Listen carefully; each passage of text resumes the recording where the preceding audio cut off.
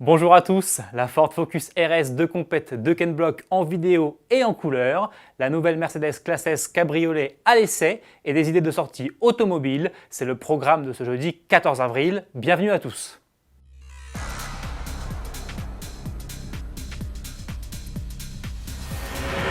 Mais avant cela, débutons avec Ford qui poursuit ses recherches dans le domaine de la voiture autonome. Après avoir testé des véhicules sans conducteur dans une ville fantôme, puis sous la neige, le constructeur américain a cette fois expérimenté le pilotage automatique dans l'obscurité la plus totale. Des essais ont en effet été menés dans le désert de l'Arizona, aux États-Unis, sur des Mondeo hybrides dénués de pilote, mais aussi de phares et de systèmes d'éclairage. Dotés à la place de la technologie LiDAR, c'est-à-dire de capteurs à impulsion laser, et d'un système de cartographie 3D haute résolution, ces véhicules sont parfaitement parvenus à circuler dans le noir, et ce malgré l'enchaînement de virages. Un pas de plus vers la voiture autonome que Ford espère pouvoir lancer de série en 2025. Ford toujours, mais en compétition cette fois. Il y a quelques jours, Ken Block nous a présenté la Focus RS avec laquelle il participera au championnat du monde 2016 de rallycross. Mais les clichés, postés alors, montraient un bolide certes extrêmement bodybuildé, mais dépourvu de sa livrée définitive. Heureusement, aujourd'hui, à la veille du coup d'envoi de la saison au Portugal, l'as du Gymkhana et la division Hoonigan Racing nous dévoile la Ford Focus RS RX, la vraie, la tatouée, la bariolée. Elle est signée de l'artiste espagnol Felipe Pantone, lequel a également profité de l'occasion pour décorer à sa façon la voiture du coéquipier de Ken Block. Étonnant.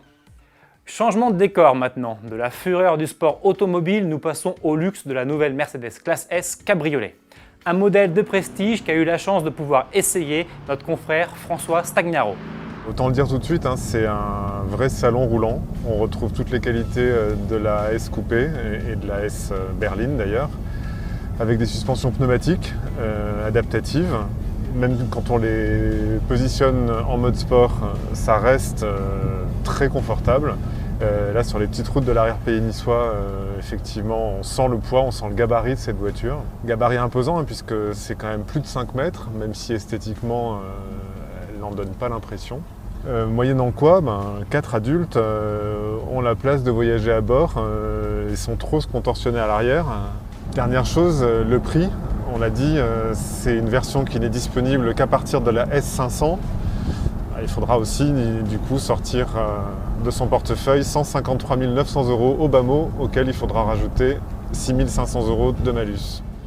Enfin, terminons sur quelques idées de sortie automobile, puisque des véhicules d'exception seront de passage en France ces jours prochains. À partir de ce samedi 16 avril, la grande halle de la Villette à Paris va par exemple accueillir la légendaire Aston Martin DB5 ainsi que la nouvelle DB10 à travers une grande exposition consacrée à James Bond. Au total, ce sont même 500 objets issus de l'univers du célèbre agent secret qui seront exhibés sur 1500 m². Et pour ceux qui préfèrent les italiennes aux anglaises, la nouvelle Ferrari GTC 4 Lusso sera elle présentée pour la première fois en France ce lundi 18 avril. À partir de 13h30, elle s'exposera en effet sous la majestueuse nef du Grand Palais à Paris, à l'occasion de la 25e édition du Tour Auto Optique 2000. Pour l'admirer, il faudra débourser 10 €. Mais à ce prix, vous découvrirez aussi un modèle unique, conçu spécialement pour l'événement par le département de personnalisation TaylorMade de Ferrari. Un rendez-vous donc à ne pas manquer. À demain!